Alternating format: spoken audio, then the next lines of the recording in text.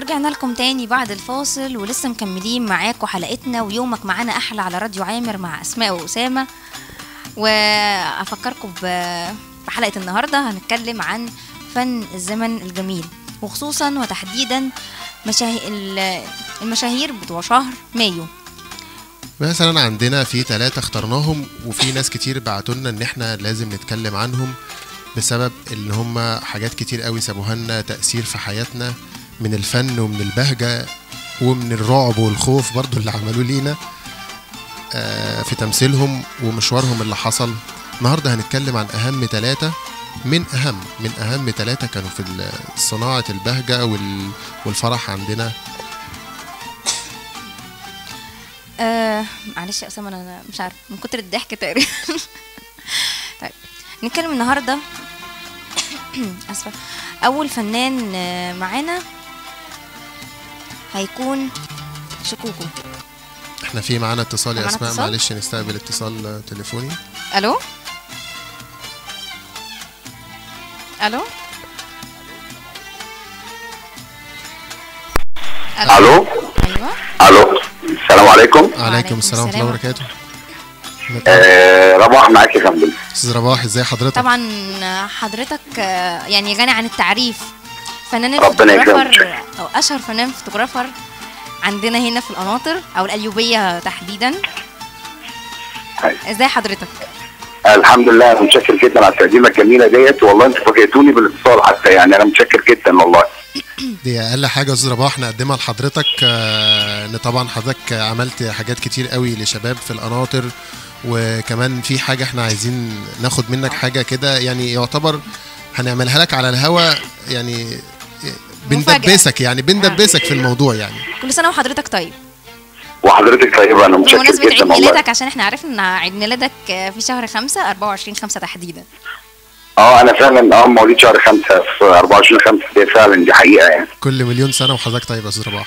ربنا يخليك يا استاذ اسامه، ربنا يخليك. احنا قلنا نقدم لك كده يعني حاجه صغيره كده من برنامجنا البسيط لحضرتك، نقول لك كل سنه وحضرتك طيب، وربنا يعوضه عليك ان شاء الله سنين عديده باذن الله. ان شاء الله يعود علينا كلنا وعلى الامه الاسلاميه بالخير. وبعدين انتوا برنامجكم مش بسيط، برنامجكم معروف جدا على فكره وبيتسمع يعني، وحاجه كويسه جدا. انتوا عاملين بصمه عيله يعني في الراديو. بسم الله ما شاء الله عليك يعني. ربنا يخليك يا رباح. احنا حتى كمان تعليقات كتير جات لنا قبل كده ان احنا يعني حاولنا ان احنا نبسط موضوع البرنامج شويه. اول ما بدانا كنا يعني واخدين الموضوع جد شويه زي البرامج التانية، بعد كده ابتدينا ان احنا نفكر فيه اكتر ونخليه موضوع عادي، ان احنا بنتكلم عادي مع الناس وكده، ما يبقاش موضوع تقليدي. فده كان عجب الناس جدا ان احنا بنهزر ونضحك يعني بساط جدا مع الناس، وبنقدم لهم الفكره والحاجه بطريقه هم يحبوها ويسمعوها. أستاذ رباح. ايوه معاك. احب اسال حضرتك، فن الزمن الجميل بيمثل لحضرتك ايه؟ زمن الفن الجميل ده بيحسسني، عارفه معلش انا هخرج عن الاطار العادي ده. زمن الفن الجميل ده بيحسسني او بيفكرني بالطبخه اللي استوت على مهلها خالص خالص خالص بالراحه كده.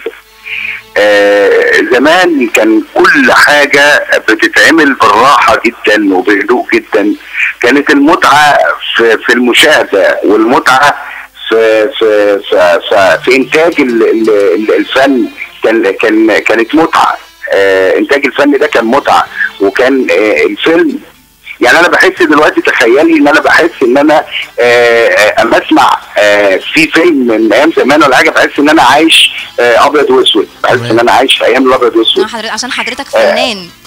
لا مش موضوع، لا الاحساس كان جميل. الفيلم بتشوفيه مره واثنين وثلاثه واربعه لحد النهارده، احنا ما بنزهقش من الافلام بتاعت زمان الابيض والاسود. على فكره في مشاهير كتير جدا مواليد شهر 5. ما انا شكوكو. لا احنا محمود شكوكو ومحمد رمضان، مع ان انا ما بحبش محمد رمضان قوي، بس محمد رمضان مواليد شهر 5. في مريم فارس، في نانسي عجرم، على فكره بحبها جدا نانسي عجرم. ما هو ممكن احنا بعد كده نعمل الحلقات دي، بس النهارده احنا حبينا نجيب زي ما حضرتك قلت الفنانين القدام، زمن الفن اللي استوى على مهله. فاحنا عايزين نجيب حاجه فعلا للناس، ناس فعلا بجد. يعني احنا النهارده هنتكلم عن 3 مهمين جدا في السينما المصريه، عن شكوكو، طبعا ده صانع البهجه طبعا لينا وصديق الاراجوز. تمام. وهنتكلم عن زوزو نبيل، الفنانه زوزو نبيل، وعن الفنان توفيق. الله يعني اختيارات جميله وموفقه جدا. شكوكو ده فنان مش هيتعوض، لا في الصوت ولا في الشكل ولا في الاداء ولا في المواضيع اللي كان بيقدمها. طبعا الفنانه الجميله زوزو نبيل دي مش هتتنسي ابدا في الف ليله وليله. الناس الجميله دي يا جماعه اللي عمرها ما هتتنسي ابدا. يعني شكوكو لحد النهارده بصمه عمرها ما هتتنسي في عالم المونولوج يعني. وكمان الفنان توفيق الدقن كمان يعني ليه يا سلام. توفيق الدقن ده فنان حاجات مشهوره قوي وعمره ما هيتنسي. توفيق الدقن برضه بافيهاته الجميله. وعلى فكره توفيق الدقن كان رياضي في الاول خالص، كان بيلعب كوره، وكان بيلعب كوره في الزمالك اللي انا اعرفه يعني عن توفيق الدقن. ايوه. وبعدين بطل كوره واتجه للفن. يعني كان فنان برضه قبل ما يبتدي تمثيل كان فنان برضه، كان بيلعب كوره، كان مميز برضه. وعموما انا مش عشان مواليد شهر 5، هم مواليد شهر 5 دايما هم اصحاب شخصيتين. هو غالبا بيبقوا الجوزاء، والجوزاء دي اصحاب شخصيتين وهم مزاجيين شويه. فدايما بتلاقي مواليد شهر 5 ده لما بيجي يعمل حاجه بيعملها بمزاج شويه. هما بجد كده يعني تحس ان في شخصيه كده مزاج وهادي وفنان ومبتكر زي حضرتك كده طبعا. لا انا اقل واحد في اللي انا بتكلم عنهم، بس انا بحب الفن جدا، حتى الفن عموما يعني. انا بحب النحت والتمثيل والشعر والراديو عامر، يعني بحب حاجات كتير جدا. واحنا كمان بنحب، واحنا كمان على فكره بنحب فنك جدا وفن الاستاذ رباح. احنا بس ربنا يخليكي. ده انا والله العظيم انا سعيد جدا والله بالمداخله ديت. يعني ربنا يخليكم لينا ويخليكم برضه للقناطر. انتوا عاملين حاجه حلوه قوي في القناطر، حاجه هايله جدا يعني. لميتوا البلد تاني، خليتوها تسمع حاجه معينه او بتنتظر حاجه معينه كل يوم حد وخميس تقريبا. شفت انا عارف ازاي؟ مظبوط. طيب في بقى حضرتك لو متابعنا النهارده الميه هتقطع، المعلومه دي سر بيني وبينك محدش يعرفها، خلي بالك عشان محدش يسمعنا. الميه هتقطع النهارده الساعه 10. لا يا زلمه والله، لا ربنا يخليك والله. انتوا ناس هايله جدا والله يعني. ربنا يخليك. شكرا لحضرتك، وبجد فخورين جدا ان حضرتك من اهالي القناطر، وبجد مش عارفين نقول لك ايه اكتر من كده. طيب بص يا استاذ رباح، في حاجه عايزين نعملها مع حضرتك قدام الناس. يعني عايزين نعمل فقره مع حضرتك في البرنامج معانا. ده شرف كبير جدا جدا جدا ان انا اقدم اي حاجه للقناطر. القناطر بلد خيرها عليا، وهفضل انا فخور ان انا من القناطر لحد لما اموت، لان فعلا القناطر دي بلد اطيب ناس. يعني القناطر دي بلد اطيب ناس فعلا. احنا اتكلمنا كتير في حلقات استاذ رباح، وناس كتير قوي اتصلت بينا وكانوا بيعلقوا فعلا على المجلس وعلى المسؤولين لما بيقدموا حاجات للقناطر، وفي حاجات عاجزين فيها قوي. ففعلا عايزين نرجع القناطر تاني زي ما كانت. فعايزين بجد بمساندة حضرتك وافكارك وفكرك ومجهودك مع المسؤولين ووصولك ليهم ومع ناس كتير قوي، عايزين نعمل حاجه فعلا للقناطر ونرجع القناطر تاني. نفيد الناس بمعلومات عن فن حضرتك. طب انا اتمنى ان انا اعمل اي حاجه للقناطر، واتمنى كمان ان انا اعملها مع ناس زيكم. انتوا يعني بجد والله ناس مجتهده جدا وشباب في منتهى الجمال. انتوا نماذج مش هتتكرر برضه في القناطر، والتاريخ هيقول كده. يعني التاريخ هيقول ان كان عندنا نماذج زيكم، نماذج جميله وشباب مجتهده وعملت حاجه حلوه جدا.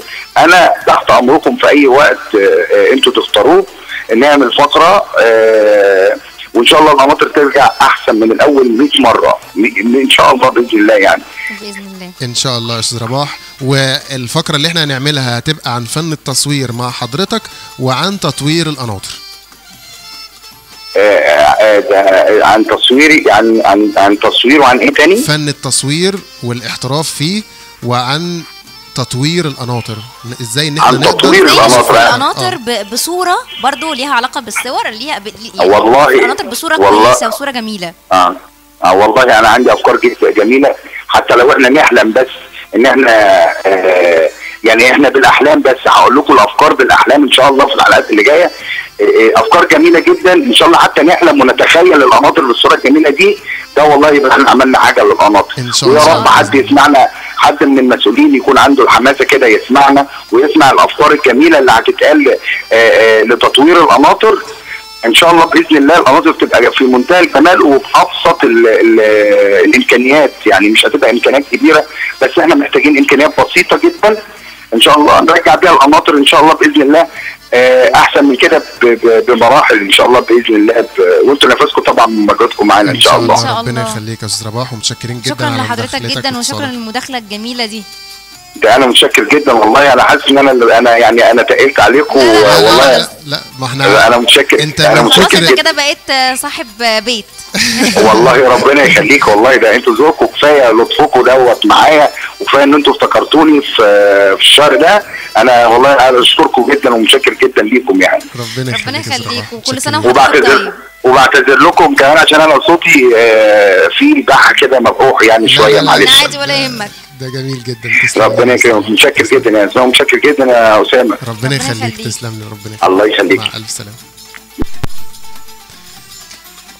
نرجع بقى. نرجع لموضوعنا. هو بس في موضوعنا؟ تشبيه الاستاذ رباح قال عليه ايوه زمن الفن فعلا، اللي هم سابوا الحاجه تستوي على مهلها قوي علشان فعلا الناس تاخد حاجه تكون كامله من كل حاجه. اكيد. كان فعلا حاجه كويسه قوي. بجد يا اسامه، نرجع لشكوكو اللي هنبتدي بيه حلقتنا.